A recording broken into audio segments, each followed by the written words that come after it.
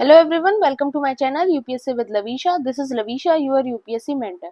And in today's quick revision series, we will talk about fundamental rights, exceptions of fundamental rights, directive principle of state policy and fundamental duties. काफी important topic है, 100% यहाँ से आपके exam में question आने वाला है. Let's start. Fundamental rights. हम सबको पता है कि फंडामेंटल राइट्स क्या है. हिंदी में बात करें तो हमारे मौलिक अधिकार, जिनके लिए अगर वो आपके वायलेंट होते हैं आप सुप्रीम कोर्ट जा सकते हो, आप हाई कोर्ट जा सकते हो. अगर कॉन्स्टिट्यूशन की बात करें, कॉन्स्टिट्यूशन में कहाँ ये मेंशन है, तो आपके पार्ट 3 के अंदर ये मेंशन है. ये बात आपको याद रखनी है. कौन से लेकर कौन से आर्टिकल तक, 12 आर्टिकल से लेकर 35 आर्टिकल तक. और ये क्या है, लीगली प्रोटेक्टेड इंटरेस्ट है जो आपके फंडामेंटल राइट्स है. सबसे पहले बात करते हैं आर्टिकल 12 के. आर्टिकल 12 के अंदर क्या है, डेफिनेशन दे रखी है किसकी, स्टेट की, कि फंडामेंटल राइट्स हमें किस किस से प्रोटेक्ट करते हैं, उसकी डेफिनेशन यहाँ पर दे रखी है.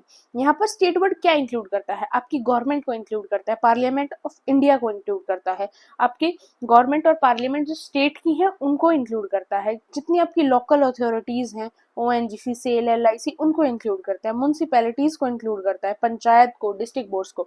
और साथ में सुप्रीम कोर्ट क्या बोलता है कि इवन अ प्राइवेट बॉडी और agency fall with in the meaning of state. इसका मतलब हम मान सकते हैं कि फंडामेंटल राइट क्या है, एक ऐसे राइट्स है हमारे पास जो हमें हमारी कंट्री के अंदर हर तरीके से, हर टाइप के इंस्टीट्यूट से, प्राइवेट पब्लिक, हर टाइप की गवर्नमेंट से, सभी से हमें प्रोटेक्ट रखते हैं.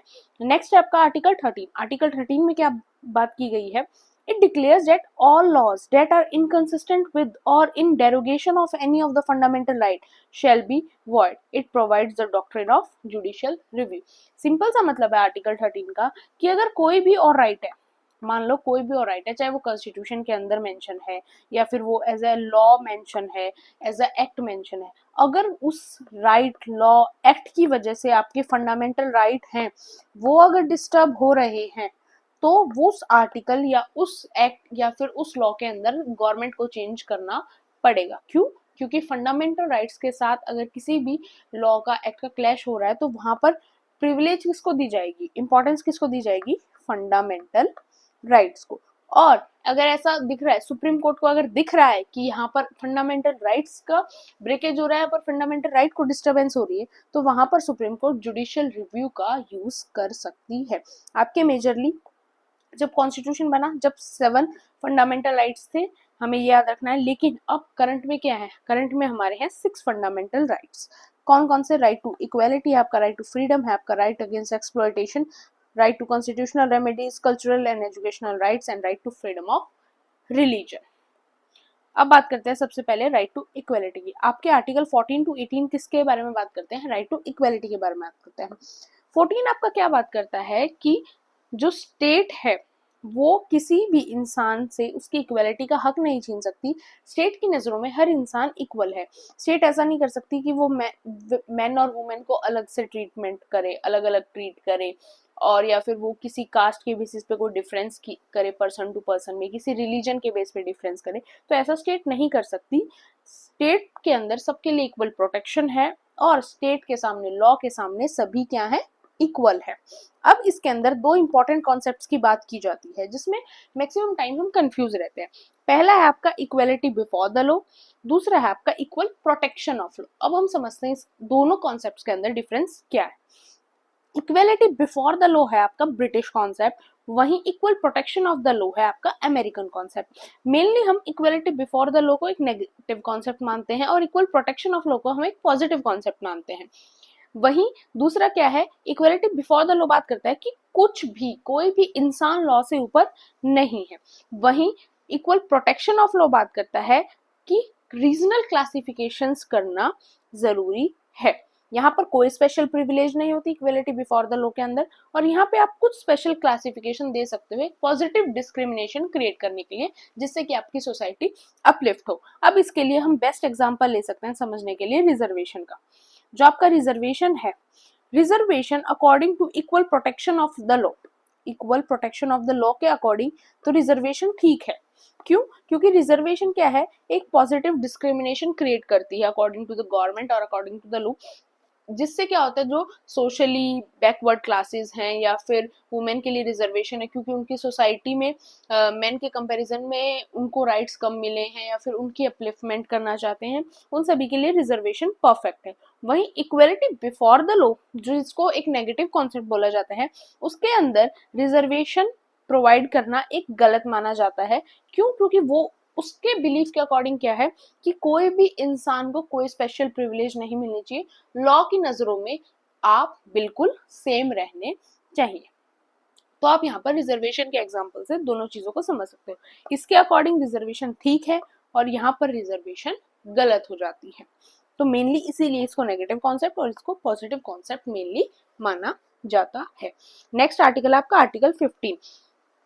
आर्टिकल 15 क्या कहता है? That state shall not discriminate against any citizen on ground of religion, race, caste, sex and place of birth or any of them, कि आपके अंदर कोई भी डिस्क्रिमिनेशन ना किया जाए। कि सपोज आप अगर राजस्थान से बिलोंग करते हैं और आपकी अगर एंट्री हरियाणा के या यूपी के अंदर बंद कर दी जाए, तो आप उस चीज के ऊपर केस कर सकते हो। वो आपके फंडामेंटल राइट्स को ब्रेक करना हुआ।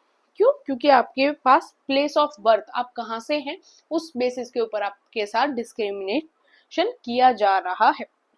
हाँ, अगर आपका कोई क्रिमिनल रिकॉर्ड है या कुछ और है तो मैटर अलग हो जाता है, बट आपके प्लेस ऑफ बर्थ के अकॉर्डिंग आपके साथ डिस्क्रिमिनेशन नहीं किया जाता। सेम आपके रिलीजन, आपकी कास्ट की वजह से आपके साथ डिस्क्रिमिनेशन नहीं किया जाएगा। अब 15 के अंदर ही एक आपका 15(2) है, जो डिस्क्रिमिनेशन किस बेसिस पर रोकता है कि पहले के टाइम में क्या होता था कि जो घाट होते थे या फिर मंदिर होते थे, वहां पर कुछ कास्ट के लोगों का जाना मना था। शॉपकीपर जो थे वो कास्ट के बेसिस पे मना कर देते थे चीजें देने के लिए। तो वो सारी चीजें अब आप नहीं कर सकते। अब वो सारी चीजें फंडामेंटल राइट्स के अकॉर्डिंग बैन है। 15 आर्टिकल 2। 15 आर्टिकल 3 क्या कहता है? The state is permitted to make special provision for women and children, कि स्टेट के पास, स्टेट के अंदर आपकी सेंट्रल गवर्नमेंट, स्टेट गवर्नमेंट के पास पावर है कि वो वुमेन और चिल्ड्रन के लिए कुछ स्पेशल प्रोविजंस बना सकते हैं, चाहे उनकी सेफ्टी से रिलेटेड, चाहे उनको अपलिफ्ट करने से रिलेटेड, चाहे उनको मोटिवेट करने के लिए, प्रमोट करने के लिए, किसी भी हिसाब से स्टेट बना सकती है। 15(4) क्या कहता है कि स्टेट के पास ये भी परमिशन है कि जो सोशली और एजुकेशनली बैकवर्ड क्लासेस हैं, आपके एससी और एसटी, उनके लिए भी स्टेट क्या है, प्रोविजंस बना सकता है। इसीलिए स्टेट ने अलग अलग जगह पर अलग अलग रिजर्वेशन, अलग अलग पॉलिसीज, अलग अलग स्कीम्स इन सेक्शन से रिलेटेड बना रखी है। नेक्स्ट है आपका आर्टिकल 16 डील करता है एम्प्लॉयमेंट के साथ, कि आपके साथ अगर आप पब्लिक एम्प्लॉयमेंट के अंदर हैं, आपके साथ इक्वलिटी की जाएगी। अगर आप कोई भी गवर्नमेंट जॉब का फॉर्म फिल करते हो तो ऐसा नहीं बोला जा सकता, कोई भी गवर्नमेंट वैकेंसीज जब निकलती हैं तो उनका पूरा फॉर्म होता है ना 6 to 7, जिसमें सारे रूल्स लिखे होते हैं, तो वो उनमें ऐसा नहीं लिख सकते कि हाँ कोई स्पेसिफिक कास्ट या कोई स्पेसिफिक रिलीजन मेंशन कर कर कि हाँ हमने ये मेंशन कर दिया कि इस रिलीजन या इस कास्ट के लोग जो हैं उनका इस जॉब के ऊपर अधिकार नहीं है। ऐसा कोई भी आपके साथ नहीं कर सकता। जो पब्लिक एम्प्लॉयमेंट है आपके साथ, उस केस के अंदर आपके gender, caste, race, place of birth, इन चीजों से रिलेटेड आपके साथ डिस्क्रिमिनेशन नहीं किया जा सकता। इन चीजों की वजह से आपको कोई गवर्नमेंट जॉब अप्लाई करने से नहीं रोक सकता। और साथ में पार्लियामेंट ये भी प्रिस्क्राइब करता है 16(4) के अंदर ही कि यस, आपको स्पेशल रिजर्वेशन का जो है कि अपॉइंटमेंट्स के अंदर रिजर्वेशन वगैरह देना, किसी स्पेशल क्लास को अपलिफ्टमेंट करने के लिए, वो चीजें भी पार्लियामेंट कर सकता है। ऐसा भी फंडामेंटल राइट 16(4) के अंदर लिखा हुआ है। नेक्स्ट आर्टिकल 17 है। अनटचेबिलिटी जो है वो अबॉलिश्ड है और फॉरबिडन है इन एनी फॉर्म। चाहे अनटचेबल, जो छुआछूत होता है, आप किसी को देखकर बोल दो, आपको किसी को टच करने में प्रॉब्लम है, आप किसी के साथ इल ट्रीटमेंट कर रहे हो बेसिस ऑन हिज कास्ट और रिलीजन, तो वो सारी चीजें बिल्कुल बैन है। आपके ऊपर डायरेक्ट केस उसके लिए हो सकता है। इवन इन सुप्रीम कोर्ट भी आप डायरेक्ट केस उसके लिए आपके ऊपर हो सकता है। नेक्स्ट है आर्टिकल 18। आर्टिकल 18 में क्या है कि आपको कोई भी टाइटल जो है एक्सेप्ट मिलिट्री और एकेडमिक, आप कोई भी टाइटल अपने नाम के आगे या पीछे यूज नहीं कर सकते इन एनी ऑफिशियल डॉक्यूमेंट। और आप मजाक में अगर आप इंस्टाग्राम आईडी पे आप कुछ भी लिख लेते हैं, आपका जो यूजर नेम है वगैरह, बट जो भी आपकी ऑफिशियल चीजें हैं वहां पर आप ऐसा नहीं कर सकते। वहां पे आप सिर्फ अपना सरनेम को यूज कर सकते हैं जो आपका ऑफिशियली है, या फिर क्या हो सकता है कि आपके पास अगर कोई मिलिट्री और एकेडमिक कोई टाइटल है तो वो आप यूज कर सकते हो, बट उसके अलावा आप कुछ नहीं कर सकते। सपोज आप किसी कैटेगरी से हो, पुराने जमाने में आपकी कैटेगरी में सभी अपने नाम के आगे महाराज लगाते थे, तो आप सोचो मैं भी अपने नाम के आगे महाराज का जो टाइटल है वो लगाकर चलूं, तो आप ऐसा नहीं कर सकते, क्योंकि वो ना ही कोई एजुकेशनल टाइटल है ना ही कोई मिलिट्री टाइटल है, तो आप ऐसी चीजें यूज नहीं कर सकते। It prohibits the citizen of India from accepting any title from a foreign state also, कि आप किसी फॉरेन कंट्री से भी किसी भी टाइटल को without the permission of central government except नहीं कर सकते। उसके लिए भी आपको सेंट्रल गवर्नमेंट की परमिशन लेनी पड़ेगी। अगर गवर्नमेंट परमिशन देती है कि हाँ ये चीज सुटेबल है, तो ही आप वो चीज को, उस टाइटल को अडॉप्ट कर सकते हो। नेक्स्ट है आपका second fundamental right, right to freedom. Article 19 से लेकर 22 तक। आपका आर्टिकल 19 के अंदर आपके 6 पार्ट्स हैं। 19(1)(a) क्या बोलता है कि आपके पास फ्रीडम है किसकी, स्पीच और एक्सप्रेशन की। बट ऐसा नहीं कि आपके पास बोलने की, एक्सप्रेस करने की चीजों को फ्रीडम है तो आप किसी को भी कोई भी डेरोगेटरी वर्ड्स यूज करोगे, आप पब्लिक एरिया में खड़े होकर किसी भी पॉलिटिशियन को, किसी भी एक्टर एक्ट्रेस को, या फिर किसी भी नॉर्मल इंसान को भी आप गालियां दोगे, आप कुछ भी बोलोगे नहीं। आपके पास आपकी हक की बात बोलने का अधिकार है, आपके पास राइट टू स्पीच है, बट आपको वो भी एक मैनर के साथ यूज करना है कि आप क्या चीजें बोल सकते हैं, क्या चीजें नहीं बोल सकते। 19(1)(b) क्या है कि आपके पास पीसफुली विदाउट आर्म्स असेंबल, जो आपको स्ट्राइक करनी है या फिर आपको राइट डिस्टर्ब हो रहे हैं, आपको कोई लॉ पसंद नहीं, आप स्ट्राइक कर सकते हो, आप पीसफुली कर सकते हो। ऐसा नहीं है कि आप आर्म्स लेके स्ट्राइक कर रहे हो, कोई आपको रोके तो आप उसके ऊपर गोली चला सकते हो, ऐसी चीजें नहीं कर सकते, बट पीसफुली आप असेंबल हो सकते हो। राइट 19(1)(c) क्या है, इसके अंदर है कि आप यूनियन और एसोसिएशन बना सकते हो। हमारे कंट्री के अंदर हर फील्ड की यूनियन होती है, आपको लॉयर्स की एसोसिएशन मिलेगी, आपको टीचर्स की एसोसिएशन मिलेगी, आपको स्टूडेंट की एसोसिएशन भी मिलती है। किसी भी आप यूनिवर्सिटी में जाओ, हर स्टूडेंट की अपनी एसोसिएशंस होती हैं, हर प्रोफेशन की अपनी अपनी एसोसिएशंस होती हैं। उसका भी गवर्नमेंट हमें अधिकार देती है, हमारा कॉन्स्टिट्यूशन हमें अधिकार देता है। 19(1)(d) क्या है, इसके अंदर है कि आप थ्रू आउट इंडिया कहीं भी फ्रीली मूव कर सकते हो, आपको कोई भी नहीं रोक सकता। सपोज आप सोच रहे हो कि आज मुझे ट्रिप करके आनी है कर्नाटका की, और आप कर्नाटका में जाओ घूमने और वहां पर आपको वो रोक दे कि नहीं आप इस स्टेट से बिलोंग करते हो तो हम आपको एंट्री नहीं देंगे, तो ऐसा वो नहीं बोल सकते। वो स्टेट, आप किसी और स्टेट के हो या आप किस कास्ट के हो, उस बेसिस पर अगर वो आपकी एंट्री किसी जगह पर बैन कर रहे हैं तो वो चीज भी कॉन्स्टिट्यूशनली गलत है। 19(1)(f) क्या है, ये 19(1)(f) पहले था, अब नहीं है। इसके अंदर क्या है, ये राइट टू प्रॉपर्टी था। राइट टू प्रॉपर्टी पहले आपका 7th फंडामेंटल राइट हुआ करता था, बट वो डिलीट कर दिया गया, तो इस आर्टिकल की भी कोई इंपॉर्टेंस नहीं बची। अब राइट टू जो प्रॉपर्टी है वो आपका सिर्फ एक कॉन्स्टिट्यूशनल राइट है, आपके कॉन्स्टिट्यूशन के आर्टिकल 300(a) के अंदर मेंशन है, बट अब वो एक फंडामेंटल राइट नहीं रहा, वो सिर्फ एक कॉन्स्टिट्यूशनल राइट है। नेक्स्ट है आपका 19(1)(g), उसके अंदर क्या है कि आपके पास राइट है आपके प्रोफेशन को, आपके ट्रेड को, आपके ऑक्यूपेशन को कंट्री के किसी भी पार्ट में परफॉर्म करने का। For example you belong to Haryana और आप चाहते हो कि आप दिल्ली के अंदर आकर या यूपी के अंदर आकर आप अपना बिजनेस करें, तो उसके लिए आपके पास फ्रीडम है, आपके पास आजादी है, आप कर सकते हो। नेक्स्ट है आपका आर्टिकल 20 के अंदर क्या है, protection in respect of convention of offences. ये किसके लिए प्रोटेक्शन है कि आपने कोई क्राइम किया है या आपसे कोई गलती हुई, गलती से कोई क्राइम हो गया, तो उस केस में जब आपको अरेस्ट किया जाता है तो आपके पास क्या क्या राइट्स हैं, ये उसकी बात करता है आर्टिकल 20। पहला आपके पास no ex post facto law, जिसका मतलब क्या है कि no criminal law can be retrospectively applied but civil laws can applied. देखो इसका हम सबसे बेस्ट एग्जांपल समझते हैं, जैसे निर्भया केस था। निर्भया केस था, हम सबको पता होगा, दिल्ली का काफी फेमस रेप केस रहा। उस केस में क्या था, वो चीजें हुई 2012 के नियर अबाउट। अब उसकी वर्डिक्ट जो थी वो बहुत बाद में आई, इवन 2018 के बाद ही आई। अब इतने साल का गैप हो गया। अब क्या था उस केस में, जो इंसान थे, जैसे वो इंसान तो नहीं होंगे ऑब्वियसली बात है, पर जिन्होंने उसका वो रेप किया था, उसके अंदर एक लड़का था, वो क्या था, वो 18 से बिलो था जब उसने रेप अटेम्प्ट किया। तो जो हमारे कंट्री के पुराना क्रिमिनल लॉ था उसके अंदर 18 से जब आप बिलो हो और आप कोई क्राइम करते हो तो आपको सुधार गृह के अंदर 2-3 साल के लिए भेज दिया जाएगा, उससे ज्यादा कोई प्रोविजन नहीं था। अब निर्भया केस के बाद आपका जो पोस्को एक्ट था वो आया था, जिसके बाद ये था कि अगर आप 16 अबव हैं, 18 से बिलो हैं, तो आपका माइंडसेट चेक किया जाएगा, उसके अकॉर्डिंग आपको पनिशमेंट मिलेगी।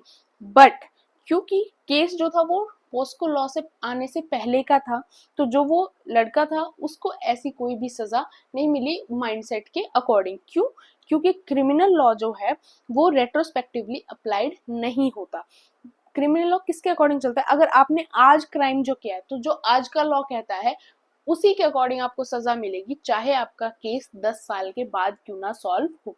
वहीं जब सिविल लॉज की बात आती है, सिविल लॉज कहता है आपका प्रॉपर्टी वगैरह का मैटर है, आपका शादी वादी का मैटर है, जो नॉर्मल मैटर्स होते हैं जिनके अंदर कोई भी मर्डर कोई क्राइम नहीं होता, उनमें क्या होता है कि अगर केस सपोज आपका आज स्टार्ट हुआ है, 4 साल चल गया, 4 साल के बाद जो इन 4 सालों में लॉ के अंदर चेंजमेंट आया होगा वो सारे यहाँ पर अप्लाई करे जाएंगे। तो इससे हमें पता चलता है कि जो क्रिमिनल लॉ है वो रेट्रोस्पेक्टिवली अप्लाइड नहीं होते, बट सिविल लॉ जो है वो रेट्रोस्पेक्टिवली अप्लाइड हो जाते हैं। नेक्स्ट है आपका नो डबल जीओपार्डी। एक इंसान को सेम क्राइम की पनिशमेंट 2 बार नहीं मिल सकती। अगर एक इंसान है, उसने एक क्राइम किया, उसको सजा मिल गई, ऐसा नहीं है कि उसी सेम क्राइम की सजा उसको दोबारा मिले। नेक्स्ट है नो सेल्फ डिस्क्रिमिनेशन। उसमें क्या होता है कि एक इंसान है, आप उसको फोर्स नहीं कर सकते कि वो अपने खुद के खिलाफ अपना ही विटनेस बनकर अपने ही अगेंस्ट क्या है कोई भी गवाही दे। कि सपोज किसी इंसान ने मर्डर किया, आप उसको फोर्स नहीं कर सकते कि वो ये बोले कि यस ये मर्डर मैंने ही किया है, तो उसको आप ऐसा करने के लिए फोर्स नहीं कर सकते। ये है। अब एक यहाँ पर मैं आपके लिए क्वेश्चन छोड़ रही हूँ, उसका आंसर वैसे यही आर्टिकल है, बट फिर भी आप मुझे बताना। Right to silence. अगर आपसे कोई पूछे या फिर एग्जाम में आपसे पूछ लिया राइट टू साइलेंस कौन से आर्टिकल के अंडर आता है, तो उसमें आपका आंसर क्या होगा, इस चीज को मुझे कमेंट सेक्शन में बताना जरूर। नेक्स्ट है आर्टिकल 21। इंपॉर्टेंट आर्टिकल है, सबसे ज्यादा बार रिपीटेड इसी आर्टिकल से क्वेश्चन जो आपका होता है। क्या है? Right to life and personal liberty, कि हमें जीने का अधिकार है, हमारे पास हमारी पर्सनल लिबर्टी को परफॉर्म करने का अधिकार है। इसके अंदर पूरी बड़ी लिस्ट है लक्ष्मीकांत के अंदर, जो इसके अंदर चीजें इंक्लूड होती हैं, उनमें से कुछ मेन मैंने यहाँ पर लिख दिए हैं, कोई और मेन लगेगा तो भी मैं आपको टेलीग्राम के ऊपर शेयर कर दूंगी। राइट टू लाइवलीहुड आर्टिकल 21 के अंदर आता है। राइट टू प्राइवेसी जो सबसे ज्यादा पूछा जाता है। राइट टू हेल्थ भी इसी के अंदर आता है। राइट टू इंफॉर्मेशन भी, राइट टू शेल्टर भी, राइट टू फ्री ट्रायल भी। नेक्स्ट है आपका आर्टिकल 21A, जिसको बाद में ऐड किया गया। इसके अंदर क्या है कि जो स्टेट है, जो सेंट्रल गवर्नमेंट है, वो आपको compulsory education free of cost provide करेगी 6 to 14 ईयर्स ऑफ एज। ये आर्टिकल आपका बाद में ऐड हुआ, ये अमेंडमेंट बाद में ऐड किया गया कॉन्स्टिट्यूशन में। इस आर्टिकल के साथ साथ ये चीजें कॉन्स्टिट्यूशनल अमेंडमेंट भी हो, और साथ में आपकी जो हम जो आगे फंडामेंटल ड्यूटीज कवर करेंगे उनमें जो लास्ट फंडामेंटल ड्यूटी है 11th ड्यूटी, वो भी इसी आर्टिकल से रिलेटेड आपकी बात करती है। Article 22 protection in arrest and detention in certain cases. Certain cases में क्या होता है कि जब आपको अरेस्ट किया जाता है तो आपके पास क्या प्रोविजंस होते हैं कुछ केसेस में, और अगर आपको डिटेंशन में अरेस्ट किया गया तो आपके पास क्या प्रोविजन है क्या नहीं है। अगर आपको एज अ ऑर्डिनरी लो आपको अरेस्ट किया गया तो आपके पास क्या मतलब प्रोविजंस है। आपके पास प्रोविजंस हैं कि आपको 24 आवर्स अरेस्ट होते ही उसके विद इन 24 आवर्स आपको मैजिस्ट्रेट के सामने प्रेजेंट किया जाएगा, और उसके बाद अगर मैजिस्ट्रेट जो बोलेगा उसके अकॉर्डिंग आपके ऊपर आगे एक्शन लिया जाएगा। नेक्स्ट है आपका कि आपको बताया जाएगा कि आपको किस ग्राउंड के ऊपर अरेस्ट किया गया है, और साथ में आपके पास एक लीगल प्रैक्टिशनर को हायर करने का भी ऑफर होगा कि आप उसको हायर कर सकते हो, लॉयर को हायर कर सकते हो, साथ में आपकी फैमिली को भी इन्फॉर्म किया जाएगा।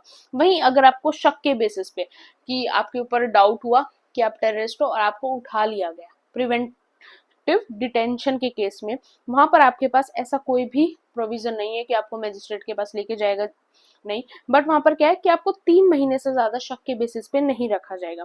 अगर आपके पास 3 महीने के अंदर आपका जो भी केस था, जो भी आपके ऊपर शक था, वो चीज दूर नहीं हुई तो भी उनको लास्ट में आपको रिलीज ही करना पड़ेगा। बस ये कि आपको शक जो है वो तो आपको बताया जाएगा कि हाँ क्यों, क्या हुआ, क्या बात थी, वो तो इतना तो आपको बताना पड़ेगा क्योंकि उनको आपसे कुछ चीजें चाहिए होती है, कुछ चीजें बताना ही है आपको उनको भी, तो वो चीजें होती है। बट मेनली है कि प्रिवेंटिव डिटेंशन के केस में आपके पास कोई भी राइट नहीं होता।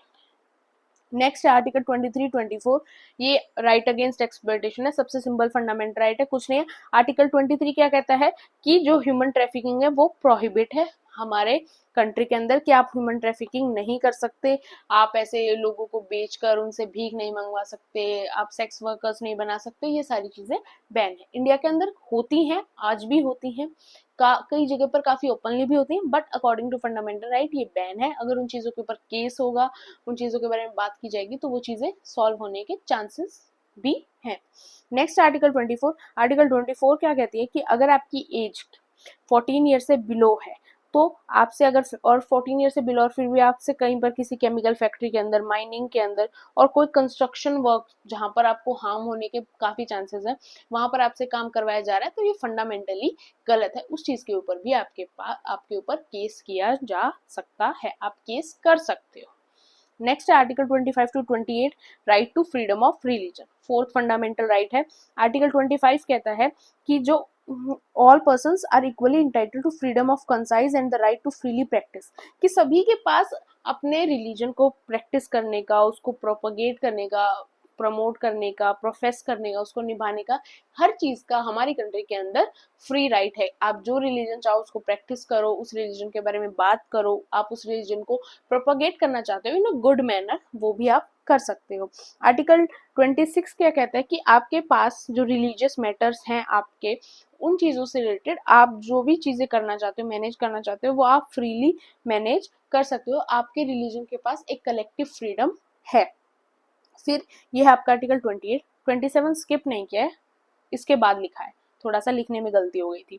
आर्टिकल 28 क्या है कि आपके पास फ्रीडम है, freedom from attending religious instructions. अब क्या है freedom from attending religious instruction, क्या है कि सपोज आप किसी स्कूल में हैं, वहां पर हैं, आप किसी रिलीजन से बिलीव करते हैं, और कोई और इंसान जो है किसी और रिलीजन से बिलीव करता है, और किसी और रिलीजन से रिलेटेड एक्टिविटी चल रही है, और वहां आप पार्टिसिपेट नहीं करना चाहते हो, बट तो भी आप वहां पर क्या कर सकते हो, इन अ गुड मैनर आप वो चीज परफॉर्म मत करो, बट क्या है कि आप उस चीज की डिसरिस्पेक्ट भी मत करो। कि सपोज आप बिलोंग करते हो मुस्लिम कैटेगरी से, और कहीं पर कोई हिंदू आरती चल रही है, या फिर कोई हिंदू फेस्टिवल सेलिब्रेट हो रहा है, you don't want to celebrate, उसमें कोई प्रॉब्लम नहीं है, बट आप डिसरिस्पेक्ट भी मत करो, और वहां से आप साइड में खड़े हो सकते हो, आप अपनी जो रिलीजियस बिलीफ है उनको मेंटेन रख सकते हो, उसके भी कंट्री के अंदर फ्रीडम है। ऐसा नहीं है कि हिंदू डोमिनेटेड कंट्री जैसे हमारी है तो वहां पर ऐसा ही हो कि नहीं आपको तो ये फेस्टिवल या फिर ये चीज करनी ही करनी पड़ेगी, नहीं, सभी के अपने रिलीजियस बिलीव्स हैं जिनकी हमारी गवर्नमेंट, हमारी कंट्री काफी रिस्पेक्ट करती है। 27 क्या है, freedom from taxation for promotion of a religion. अब जो गवर्नमेंट हमसे टैक्स कलेक्ट करती है, अब देखो गवर्नमेंट प्रमोट तो सभी रिलीजन्स को करती है, अभी राम मंदिर बना, ऐसे ही गवर्नमेंट मस्जिद मॉस्क्यूज को भी प्रमोट करती है, गुरुद्वारा को भी फंडिंग देती है, हर चीज होती है, लेकिन जो टैक्स का पैसा होता है, टैक्सेशन होता है, जो टैक्स का पैसा होता है, उसको एक तो आप रिलीजन काम के लिए यूज नहीं कर सकती गवर्नमेंट, ऐसा नहीं कर सकती गवर्नमेंट जो टैक्स ले रही है वो टैक्स लेकर और उनसे मंदिर बनवा दे, नहीं, हॉस्पिटल बनवा सकती है, स्कूल बनवा सकती है, मंदिर उनसे नहीं बनवाएगी। लेकिन आप अगर अपने रिलीजन को प्रमोट कर रहे हो तो भी आप टैक्सेशन से फ्री हो, ऐसा नहीं आपको आपके रिलीजन को प्रमोट करने के लिए टैक्स भरने की जरूरत है। अगर आप नॉर्मली अपने रिलीजन को स्प्रेड कर रहे हो तो वहां पर आपको टैक्स देने की भी जरूरत नहीं है। नेक्स्ट है article 5, cultural and educational right, article 29 और 30 के अंदर इंक्लूड है। 29 कहता है protection of interest of minorities, यहाँ पर माइनॉरिटीज की बात की गई है, जो हमारे जो हिंदू रिलीजन है उसको माइनॉरिटीज के अंदर अभी इंडिया के अंदर काउंट नहीं किया जाता, बट इस चीज की बात चल रही है कि हिंदूज को भी माइनॉरिटी के अंदर काउंट किया जाना चाहिए, बिकॉज इंडिया के अंदर काफी ऐसी जगह हैं जहाँ हिंदूज भी माइनॉरिटी में है। आप जम्मू कश्मीर का एग्जांपल ले सकते हो, वहां पर मेजरली पॉपुलेशन मुस्लिम्स की है, लद्दाख वाले रीजन में जाते हो तो वहां पर थोड़ी बुद्धिस्ट पॉपुलेशन है, और जो हिंदू की मेजोरिटी वहां पर नहीं है, तो वहां पर हमें भी हिंदूज को भी माइनॉरिटी में काउंट किया जा सकता है। इस चीज के ऊपर अभी बात चल रही है, बट अभी ऐसा कोई लॉ नहीं आया है। ये क्या प्रोवाइड करता है, it provides that any section of the citizen residing in any part of India having a distinct language, script or culture of its own shall have the right to conserve the same. But इसके अंदर इतनी बात की गई है कि जो भी माइनॉरिटी में, आप लैंग्वेज के बेसिस पे माइनॉरिटी में हो, आप रिलीजन के बेसिस पे, आपकी स्क्रिप्ट, आपके कल्चर के बेसिस पे, तो भी आपके पास राइट है कि आप अपने कल्चर को प्रमोट करो, अपनी लैंग्वेज को बचा कर रखो, कंजर्व करो। उन चीज़ों के ऊपर आपके ऊपर कोई भी बैन नहीं है। आर्टिकल 30 क्या कहता है कि right to minorities to establish and administered educational institute. आप अपने कल्चर को बचाने के लिए, अपनी लैंग्वेज को बचाने के लिए उनसे रिलेटेड एजुकेशनल इंस्टीट्यूट भी ओपन कर सकते हो। गवर्नमेंट उस चीज की भी आजादी आपको देता है। अब नोट क्या है, आर्टिकल 30 के बाद जो आपका आर्टिकल 31 था वो आपका राइट टू प्रॉपर्टी था, जो ऑलरेडी फंडामेंटल राइट से हटा दिया गया। कौन से अमेंडमेंट से हटाया गया? 44th अमेंडमेंट से, ये आपको याद रखना है। और इस सेम अमेंडमेंट से उसी आर्टिकल को कहाँ ऐड कर दिया गया? 300A बनाकर सिर्फ उसको कॉन्स्टिट्यूशनल राइट बना दिया गया, फंडामेंटल राइट से हटा दिया गया। उसके बाद क्या है, आर्टिकल 31A है, 31B है और 31C है। ये 3 आर्टिकल हैं जिनको हम एक्सेप्शंस ऑफ फंडामेंटल राइट्स कहते हैं। तो हम इन तीनों को भी समझेंगे, उससे पहले हम अपना article last fundamental right cover कर लेते हैं। Right to constitutional remedy, 6 fundamental right, article 32। इसके बारे में अम्बेडकर जी ने एक फेमस स्टेटमेंट बोली थी जिसको पूछा भी जाता है एग्जाम में। अम्बेडकर जी ने बोला था कि जो आर्टिकल 32 है वो आपका क्या है? Heart and soul of the constitution है। अब heart and soul of the constitution according to doctor Ambedkar अगर आपसे पूछा जाए तो ही आपको आर्टिकल 32 के ऊपर टिक लगाना है। अगर वहां पर आपको अंबेडकर जी का नाम ना मिले तो आपको आर्टिकल 32 पर टिक नहीं लगाना है। ये आर्टिकल क्या प्रोविजन देता है? अब देखो, फंडामेंटल राइट्स हैं तो उनको प्रोटेक्ट करने के लिए भी तो एक फंडामेंटल राइट्स ही होना चाहिए। तो ये वही फंडामेंटल राइट्स है जो बाकी फंडामेंटल राइट्स को प्रोटेक्शन प्रोवाइड करता है। सुप्रीम कोर्ट के अकॉर्डिंग आप सुप्रीम कोर्ट के अंदर डायरेक्टली रीच कर सकते हो अगर आपका कोई भी फंडामेंटल राइट ब्रेक किया जा रहा है तो। ऐसे नॉर्मली क्या होता है, हमें कोई भी प्रॉब्लम हुई, हम नियर बाय पुलिस स्टेशन में गए, वहां से हमारा जो केस है फिर डिस्ट्रिक्ट कोर्ट में गया, सेशन कोर्ट में गया, तो नीचे लेवल पे रह जाता है। बट फंडामेंटल राइट्स के अंदर इतनी पावर है कि आप डायरेक्ट सुप्रीम कोर्ट तक जा सकते हो। आप हाई कोर्ट के पास भी पावर है related to fundamental rights, but वो कौन से आर्टिकल के अकॉर्डिंग है? आर्टिकल 2 to 6 के अकॉर्डिंग है। और आर्टिकल 32 के अकॉर्डिंग पावर किसके पास है? सुप्रीम कोर्ट के पास पावर है। आर्टिकल 32 के अकॉर्डिंग किसके पास पावर है? आपके सुप्रीम कोर्ट के पास पावर है। अब क्या होता है, आर्टिकल 32 के अकॉर्डिंग क्या किया जाता है? कुछ रिट्स जो है वो सुप्रीम कोर्ट इशू करता है। अब हमें सभी रिट का मतलब समझना है। क्यों? क्योंकि एग्जाम में जो क्वेश्चन है वो रिट के मतलब से आता है और हमें एक एक लाइन को समझना है। हर साल कोई ना कोई रिट पूछ ली जाती है। पहली आप हैबियस कॉर्पस, आपको पहले पता होना चाहिए इसका लिटरल मीनिंग। क्योंकि क्या होता है, 4 स्टेटमेंट दी होती हैं और ये पूछा जाता है कि इस रिट के अकॉर्डिंग 4 स्टेटमेंट में से कौन सी स्टेटमेंट गलत है, कौन सी स्टेटमेंट राइट है। तो आपको सब कुछ पता होना जरूरी है। हैबियस कॉर्पस क्या पूछा गया है? मीनिंग क्या है literally? To have a body of. Mainly जो ये रिट है ये पब्लिक और प्राइवेट दोनों अथॉरिटीज के अगेंस्ट यूज की जा सकती है। किस केस में यूज की जाती है? It use to release a person who has been unlawfully detained on imprison. ये कौन से इंसान के लिए यूज की जाती है? अगर किसी भी इंसान को अनलॉफुली, बिना लॉ के, किसी भी गलती से जबरदस्ती उसको डिटेन कर दिया, उसको जेल में डाल दिया, उसको इम्प्रिजन कर दिया हो, उसके साथ कुछ गलत कर दिया गया हो, उस केस में आपकी जो ये रिट है हैबियस कॉर्पस ये काम आती है। ये पब्लिक और प्राइवेट दोनों अथॉरिटीज के ऊपर लागू की जा सकती है। नेक्स्ट है आपकी मैंडेमस। इसका लिटरल मीनिंग क्या है? We command to do. इसके अंदर क्या है, ये किसके अगेंस्ट इशू हो सकती है? ये कोर्ट के against issued by court to public official और अगेंस्ट कॉर्पोरेशन, इंफीरियर कोर्ट और ट्रिब्यूनल। और ये प्राइवेट इंडिविजुअल के अगेंस्ट इशू नहीं की जा सकती। मेनली क्या है इसके अंदर, क्या है कि जब कोर्ट जो है वो अपने से, सुप्रीम कोर्ट जो है अपने से नीचे के जितने भी उसके नीचे कोर्ट बच जाते हैं, जो आपका सुप्रीम कोर्ट ये है, नीचे आपके हाई कोर्ट हैं, डिस्ट्रिक्ट कोर्ट्स हैं, आपके ट्रिब्यूनल्स हैं, जितनी भी कैटेगरी नीचे बच जाती हैं, अगर उनसे रिलेटेड मैटर है, उनकी कोई चीजें हैं जो सुप्रीम कोर्ट को अच्छी नहीं लग रही, तो उस केस में इस रेट को यूज किया जाता है। तो इसीलिए ये प्राइवेट इंडिविजुअल के ऊपर ये रेट लागू नहीं होती। नेक्स्ट है प्रोहिबिशन। 24 के अंदर प्रोहिबिशन पूछी गई थी, तो ऑब्वियसली 25 में रिपीट नहीं की जाएगी, कोई और पूछी जाने के ज्यादा चांसेस हैं। प्रोहिबिशन क्या है? टू मीन्स क्या है इसका? To forbid. ये किसके अगेंस्ट इशू की जाती है? ये भी लोअर कोर्ट या ट्रिब्यूनल के अगेंस्ट इशू की जाती है। To stop them from exceeding the jurisdiction और usurping a jurisdiction that it does not possess. मतलब सपोज सुप्रीम कोर्ट है वो आपके कोई भी जूनियर कोर्ट को बोलता है कि दिस ये केस है और इस केस की आगे की जो प्रोसीडिंग्स है वो आप बंद कर दो, आगे की जो प्रोसीडिंग्स है उसके जो करना है वो हम कर लेंगे। तो उस केस में प्रोहिबिशन का यूज किया जाता है। नेक्स्ट है सर्ट्योरी। इसका मतलब क्या होता है कि टू बी इन्फॉर्म्ड और सर्टिफाइड। ये भी कौन इशू करता है? हायर कोर्ट इशू करता है, टू लोअर कोर्ट को इशू करता है और ट्रिब्यूनल को किसके लिए? ट्रांसफर केस को किसी को भी ट्रांसफर करने के लिए। ये भी क्या है? ये ना किसी लेजिस्लेटिव बॉडी के अगेंस्ट इशू की जा सकती है, ना प्राइवेट इंडिविजुअल के अगेंस्ट इशू की जा सकती है। सिंपल है। सुप्रीम कोर्ट है, सुप्रीम कोर्ट ने हाई कोर्ट को बोला इस केस को तुम छोड़ो, इस केस को हमें ट्रांसफर कर दो, तो उस केस में आपकी सर्ट्योरी। नेक्स्ट आपकी क्यू वेरेंटो। इसके अंदर क्या है? मीन्स बाय व्हाट अथॉरिटी और वारंट। ये क्या है? एक स्पेशल फॉर्म हो गया है लीगल एक्शन का, जिसके अंदर क्या है कि सुप्रीम कोर्ट ट्राई करता है किसके डिस्प्यूट को रिजॉल्व करने की, कि जो भी एक स्पेसिफिक इंसान उसके पास ये राइट है या नहीं। सपोज एक मैटर मान लो, आप यूपीएससी की तैयारी कर रहे हैं, आप आगे चलकर डिस्ट्रिक्ट कलेक्टर बन गए, आपने कोई डिसीजन ले दिया, आपने किन्हीं लोगों के घर खाली करवा दिया, कुछ और मेजर डिसीजन ले लिया, बात सुप्रीम कोर्ट तक पहुंची।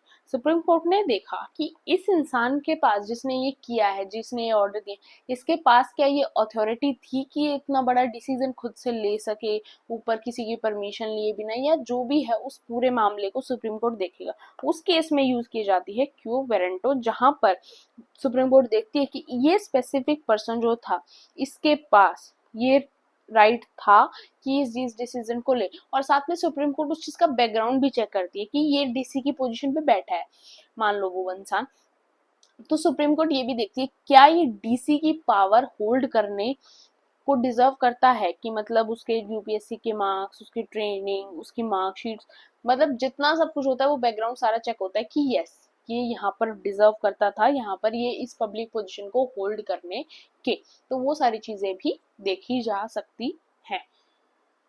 अब बात करते हैं आर्टिकल 33 की। आर्टिकल 33 क्या कहता है? ये पार्लियामेंट को इम्पावर करता है, पार्लियामेंट को एक पावर देता है कि पार्लियामेंट पुलिस फोर्सेस को, आर्म फोर्सेस को, इंटेलिजेंस एजेंसी को रोक सकती है कुछ फंडामेंटल राइट परफॉर्म करने से। अब देखो, हमें पता है हमारे पास पीसफुली असेंबल होने का राइट है अकॉर्डिंग टू आर्टिकल 19, बट आपने कभी देखा है फार्मर्स हैं, उनको कोई लॉ पसंद नहीं आया, वो प्रोटेस्ट पर उतर गए, ठीक है, यूनियंस को पसंद नहीं आता, ऑटो ड्राइवर्स हैं, बस ड्राइवर्स हैं, आपने सभी की स्ट्राइक सुनी होंगी।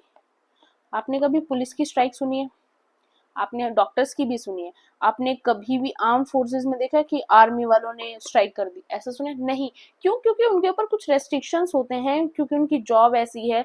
अगर सपोज आर्मी यहाँ पर किसी भी रीजन की वजह से, उनकी सैलरी की वजह से या कोई भी और सेफ्टी फैसिलिटी की वजह से वो स्ट्राइक कर दे और वहां फिर चाइना या पाकिस्तान या कोई और कंट्री हम पर अटैक कर दे, तो वो सिचुएशन क्रिटिकल हो सकते हैं। इसलिए पार्लियामेंट के पास एक पावर है कि कुछ मेंबर्स जो हैं, वो कुछ सेक्शंस हैं, कुछ प्रोफेशंस के लोगों को फंडामेंटल राइट परफॉर्म करने से रेस्ट्रिक्ट भी कर सकता है, ऐसा आर्टिकल 33 में लिखा हुआ है।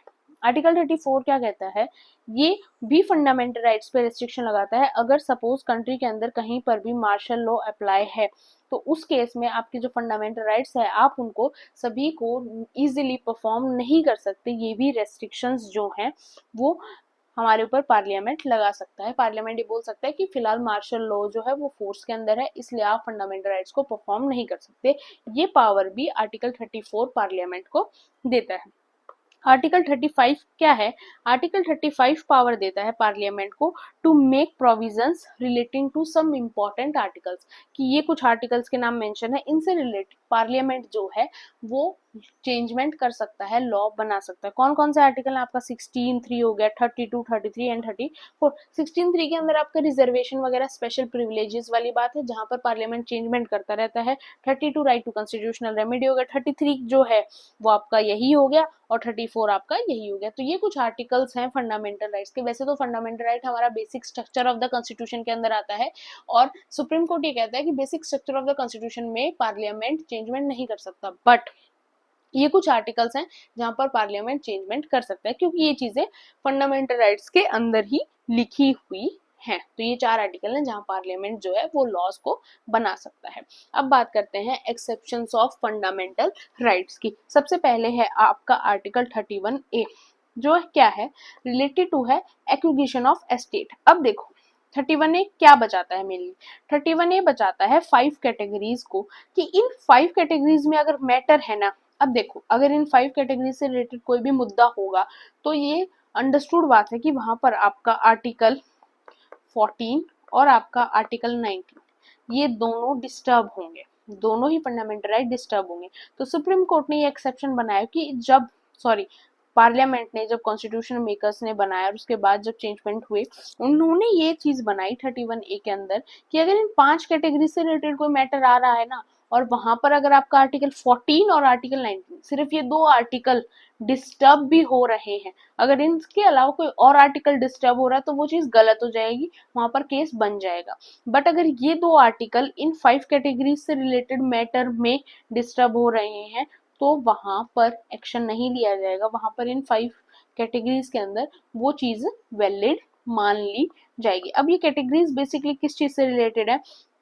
जो आपके जो स्टेट है फायदे के लिए, कुछ कंट्री के डेवलपमेंट के लिए जो आपके घर हैं खाली करवा लिए जाते हैं, आपको किसी एरिया के अंदर आने से रोक दिया जाता है, तो वो सारे मैटर हैं। सपोज अब राम मंदिर बनना था, या फिर सपोज मानो कि कोई एक लोकेशन है जहाँ जो माइनिंग के लिए काफी ज्यादा परफेक्ट है, जहाँ से आप काफी अच्छी तरीके से कोल माइनिंग कर सकते हो और कंट्री को बहुत फायदा हो सका है, और उस एरिया के अंदर क्या है, वहां पर काफी ज्यादा हाउसेस बिल्ट हैं, काफी ज्यादा लोग रह रहे हैं, तो उस केस में क्या होगा कि उन लोगों को बोला जाएगा कि आप अपना घर खाली करो और आपको इस जगह की जगह इस जगह पे गवर्नमेंट घर प्रोवाइड कर देगी, या फिर जो भी आपके यहाँ पर जमीन का रेट है, आपके घर का प्राइस है, या फिर जो भी एक गवर्नमेंट एक अमाउंट फिक्स कर देगी और वो उनको देकर, उनको डिस्ट्रीब्यूट कर कर उनके घर वहां से खाली करवा लिए जाएंगे for the development of our country. तो उस केसेस में क्या है, वहां पर आपका फंडामेंटल राइट कहीं ना कहीं डिस्टर्ब तो हो रहे हैं, बट वो चीज वहां वैलिड कर दी जाएगी। क्या क्या कैटेगरीज है?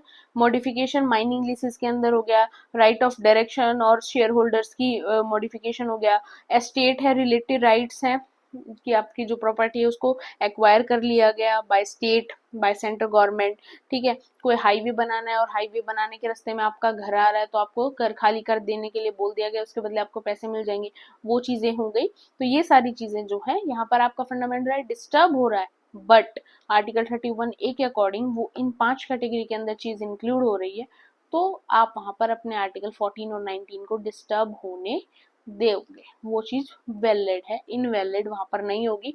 आप ऐसा क्लेम नहीं कर सकते कि इस चीज की वजह से, फॉर एग्जांपल मैटर है माइनिंग लीसेस की मॉडिफिकेशन में, और वहां पर आप ये नहीं कह सकते कि ये मैटर था और मेरा आर्टिकल 19 डिस्टर्ब हो गया, वो चीज वैलिड है, वहां पर आप कुछ भी नहीं कर पाओगे।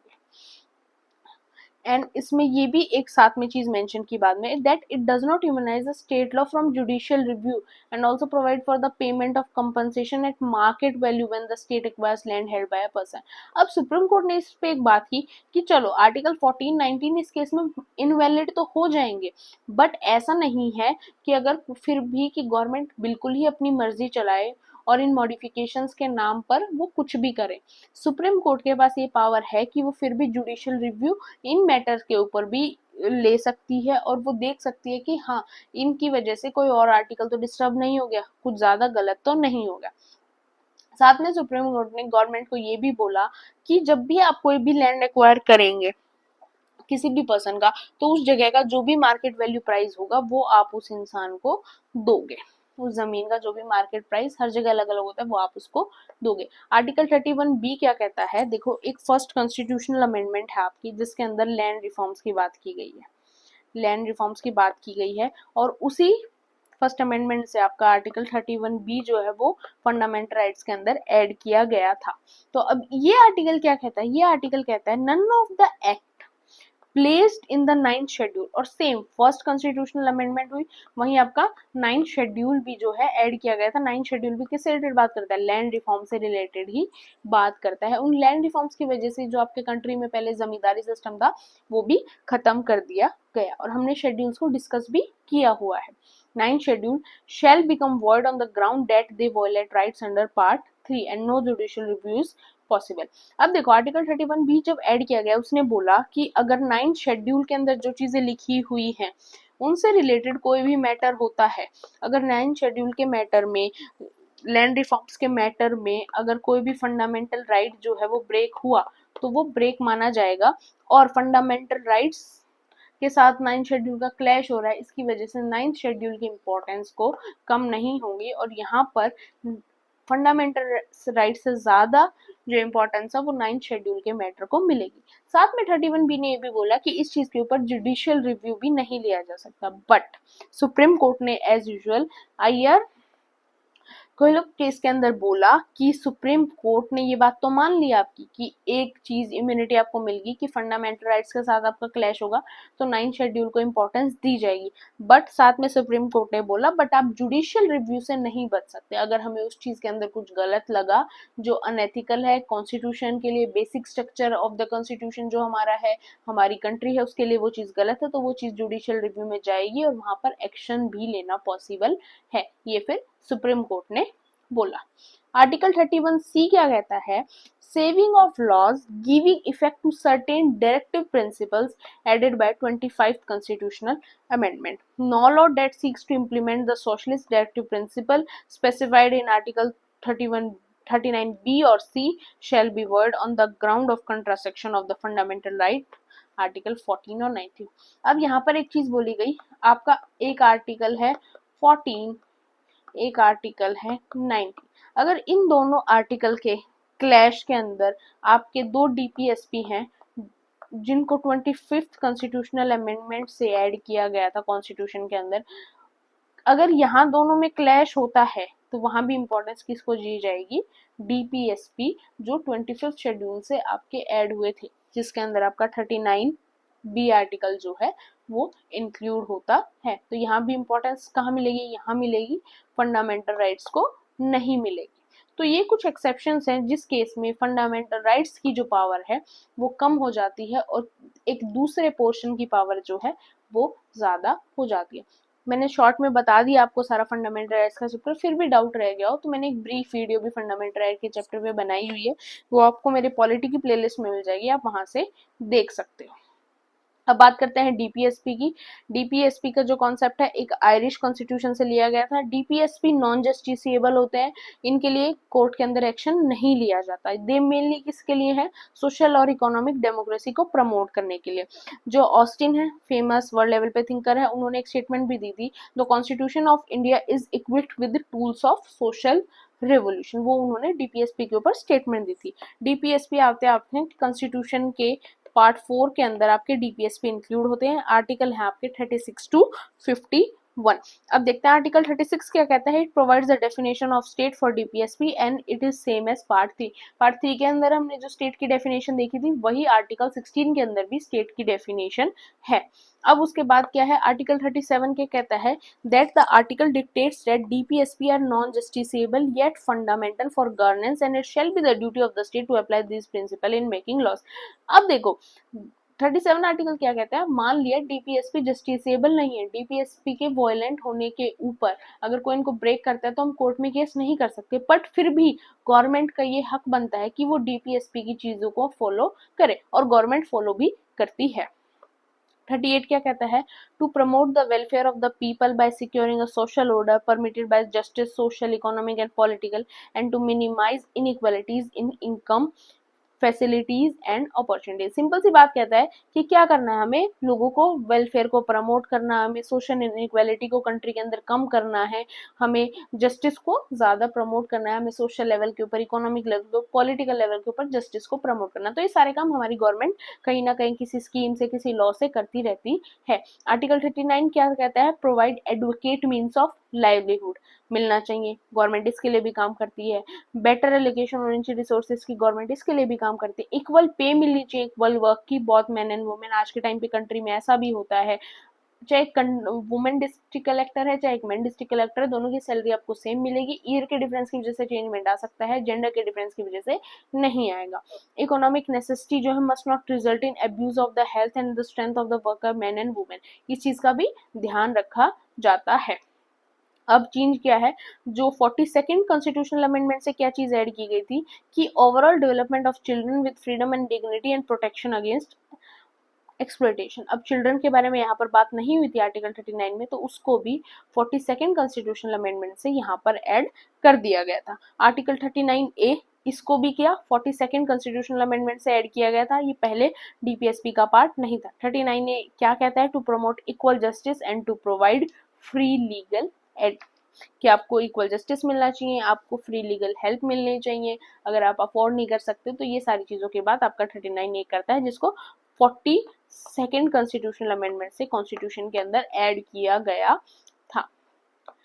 आर्टिकल 40 क्या बात करता है, आर्टिकल 40 बात करता है पंचायती राज सिस्टम कंट्री के अंदर होना चाहिए। ये बात की गई थी 1947 में, जब 49 में जब कॉन्स्टिट्यूशन बनकर तैयार हुआ, बाद में गवर्नमेंट ने इसको अप्लाई भी किया, और आज के टाइम पे हमारे यहाँ पर पंचायती राज का जो इलेक्शन है वो भी हर 5 साल में होते हैं, म्यूनसिपैलिटी के इलेक्शंस भी होते हैं, और लोकल गवर्नमेंट को बहुत अच्छा प्रमोट आज के टाइम पे गवर्नमेंट करती है। 41 आर्टिकल क्या कहता है, to secure the right to work, सबको मिलना चाहिए, to education, to public assistant in cases of unemployment और सिकनेस और एंड डिसेबलमेंट। अब जो लोग हैं जिनके अंदर कोई स्पेशल प्रॉब्लम है, उनको भी हमारी गवर्नमेंट स्पेशल प्रिविलेजेस देती है। अगर आपकी एज ज़्यादा है, आपको पेंशन की प्रोविजंस मिलते हैं, और प्रोविजंस मिलते हैं, सिकनेस से रिलेटेड आपको लीव्स मिलती हैं वर्क से, सारी चीज़ों का ध्यान गवर्नमेंट रखती है। आर्टिकल 42 कहता है, the state shell make provision for securing just and human condition of work and provide maternity relief. अब वुमेन के लिए मैटरनिटी रिलीफ का भी प्रोविजंस होता है, जो वुमेन की प्रेगनेंसी उसके टाइम पे उसको अपने वर्क से काफ़ी टाइम का, काफ़ी मंथ्स का हॉलीडे का प्रोविजन रहता है, वो भी पेड हॉलीडे मिलता है। एक जो वर्क का इन्वायरमेंट है आज के टाइम पे आपको अच्छा मिलता है, आपको हेल्थ फैसिलिटीज़ मिलती हैं, सारी चीज़ें गवर्नमेंट प्रमोट करने की कोशिश करती है, जितनी भी डीपीएसपी में लिखी हुई है। 43 बात करता है, द स्टेट शेयर सिक्योर है living wage and decent standard of life, उसको भी हमारी गवर्नमेंट मेंटेन करने का काम करने की ट्राई करती है। 43 ये बात करता है, 43 ए को भी 42nd कॉन्स्टिट्यूशनल अमेंडमेंट से ऐड किया गया था, और 43 ए किसके बारे में बात करता है, कि हमें स्टेप्स लेने चाहिए, किसके लिए, जिससे कि इंडस्ट्रीज मैनेज हो सके और वर्कर्स का पार्टिसिपेशन इंक्रीज हो सके। आर्टिकल 43 बी है, इसको 97th कॉन्स्टिट्यूशनल अमेंडमेंट से ऐड किया गया था। ये किसके बारे में बात करता है, it mentions that the state shall try to promote voluntary formation और autonomous functioning, democratic control and professional management of cooperative societies को भी मेंटेन करने की गवर्नमेंट अच्छी तरीके से कोशिश करे। अब बात करते हैं आर्टिकल 44 सॉरी, आर्टिकल 44 आपका यूसीसी के बारे में बात करता है, यूनिफॉर्म सिविल कोड के बारे में बात करता है।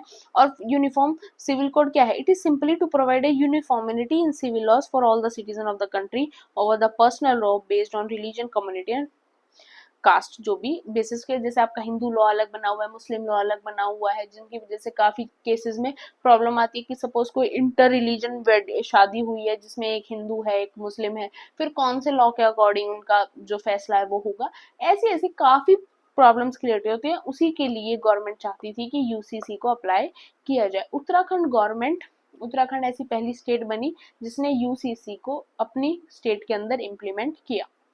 ये भी आप एडिशनल इंफॉर्मेशन याद रख सकते हो।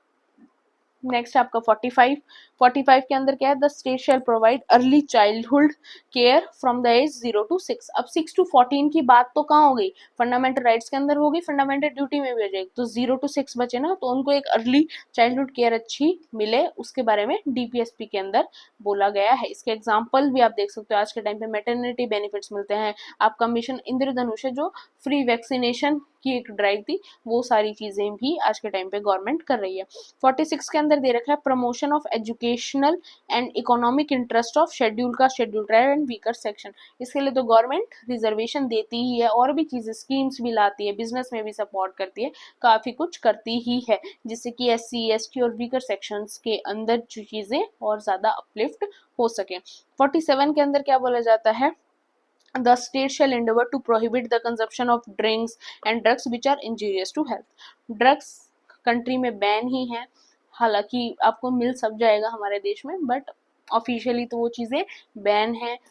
जो टैक्स है ड्रिंक्स के ऊपर वो भी गवर्नमेंट बहुत ज़्यादा लगाती है, कुछ स्टेट के अंदर जैसे बिहार हो गया, गुजरात हो गया, वहाँ पर जो कंजप्शन है ड्रिंक का वो बैन है।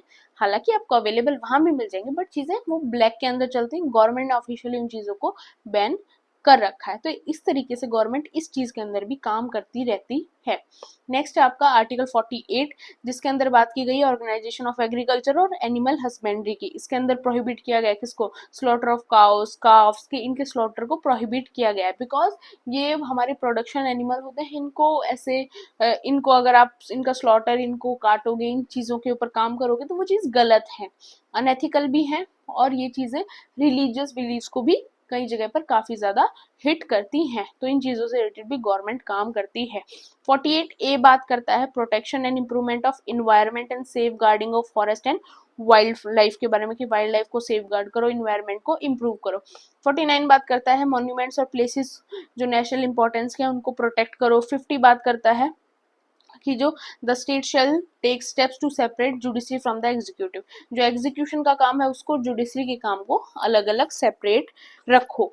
आर्टिकल 51 बात करता है इंटरनेशनल पीस और सिक्योरिटी को प्रमोट करो। डिफरेंस की बात करें फंडामेंटल राइट और डीपीएसपी में क्या डिफरेंस है, तो सिंपल सा डिफरेंस है, फंडामेंटल राइट जस्टिसेबल होते हैं, डीपीएसपी नॉन जस्टिसेबल होते हैं। ये लीगल सैंक्शंस हैं, ये लीगली अप्लाई है हमारी कंट्री के अंदर। ये मॉरल और पॉलिटिकल सेक्शंस है जिनके ऊपर गवर्नमेंट का काम करना ना करना उनकी खुद की मर्जी के ऊपर डिपेंड करता है। ये कई जगह पर नेगेटिव भी हो जाते हैं, बिकॉज ये कई जगह पर स्टेट के काम में इंटरफेयर भी करते हैं, बट ये किसी भी तरीके से नेगेटिव नहीं है, क्योंकि इनको इम्प्लीमेंट करना ना करना स्टेट की मर्जी होते हैं। ये इंडिविजुअल के वेलफेयर को प्रमोट करते हैं और ये कम्युनिटी के वेलफेयर की बात करते हैं, क्योंकि फंडामेंटल राइट्स के अंदर जितनी भी राइट्स हैं वो आपके इंडिविजुअल राइट्स हैं, कि आप ये कर सकते हो, आप ये नहीं कर सकते हो, और यहाँ पर एक कम्युनिटी की बात की जाती है कि international peace, security, environment, animal husbandry, इन सारी चीजों यहाँ पर एक कम्युनिटी की बात की जाती है।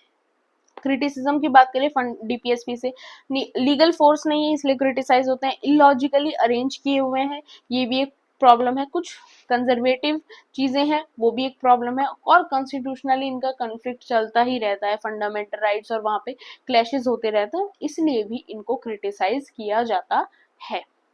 अब बात करते हैं फंडामेंटल ड्यूटीज की। 1976 के अंदर कांग्रेस गवर्नमेंट ने एक कमिटी बिठाई थी जिसका नाम था सरदार स्वर्ण सिंह कमेटी।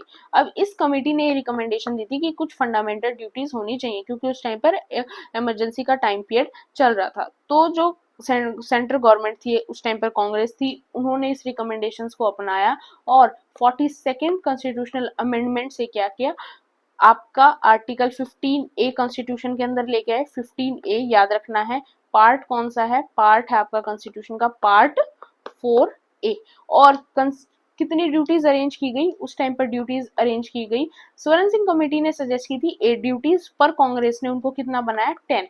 और 1976 की 42nd अमेंडमेंट से हमारे कॉन्स्टिट्यूशन के 51A आर्टिकल के अंदर, जो कि आपके पार्ट 4A के अंदर है, वहां पर कितनी 10 फंडामेंटल ड्यूटीज को ऐड किया गया।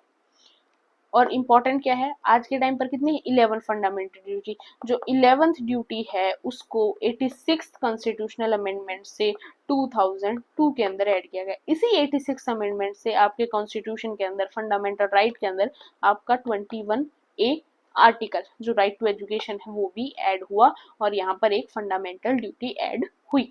अब फंडामेंटल ड्यूटीज हैं आपकी, इनको ना आपको लाइन टू लाइन याद रखना पड़ेगा।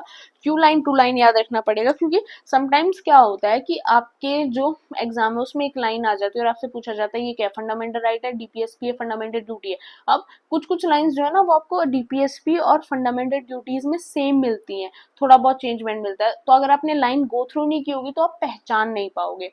सेम यही है कि समटाइम कई बार क्या होता है 4 लाइनें आ जाती है और पूछा जाता है इनमें से कौन सी फंडामेंटल ड्यूटी नहीं है, फंडामेंटल ड्यूटी में से किस चीज की बात नहीं की गई। तो अगर आपने फंडामेंटल ड्यूटीज को गो थ्रू नहीं किया होगा तो आप नहीं पहचान पाओगे, इसलिए आपको इनको गो थ्रू करना है। पहला क्या है, to abide by the constitution and respect its ideals institution, हमें नेशनल फ्लैग और नेशनल एंथम इन सभी की हमें रिस्पेक्ट करनी है और इनके आइडियल्स को फॉलो करना है। सेकंड है to cherish and follow the noble ideas that inspire the national struggle for freedom, ये चीज भी माननी है कि जितनी भी नोबल आइडियल्स थे सभी को हमें फॉलो करना है, हमें इंस्पायर्ड होना है जिन्होंने भी हमारे फ्रीडम स्ट्रगल में हमारे लिए चीजें की। हमें कंट्री की सॉवरेनिटी, यूनिटी और इंटीग्रिटी को मेंटेन रखना है। हमारी कंट्री के अकॉर्डिंग जो भी हमारी नेशनल सर्विसेज है, हमें उनको फॉलो करना है, उन चीज़ों को डिफेंड करना है। हमें एक ब्रदरहुड की स्पिरिट को बनाए रखना है। हमें सभी तरीके से यूनिटी इन डाइवर्सिटी को बनाकर रखना है। हमें किसी भी चीज़ की वजह से, लैंग्वेज के डिफरेंस की वजह से, रीजनल डिफरेंस की वजह से, सेक्शनल डाइवर्सिटी की वजह से हमें हमारे ब्रदरहुड को ब्रेक नहीं करना और हमें यूनिटी इन डाइवर्सिटी वाली पॉलिसी को फॉलो करना ही है, उस चीज़ को मेंटेन रखना है। नेक्स्ट आपकी कहती है कि हमें हमारी जो रिच हेरिटेज हमारी कंट्री का उसको हमें प्रिजर्व रखना है, उसकी वैल्यू रखना है। नेक्स्ट आपकी बात होती है कि हमें हमारा नेचुरल इन्वायरमेंट है, फॉरेस्ट है, लेक है, रिवर्स है, वाइल्ड लाइफ है, उन सभी को भी प्रोटेक्ट करना है, उनको इम्प्रूव करना है।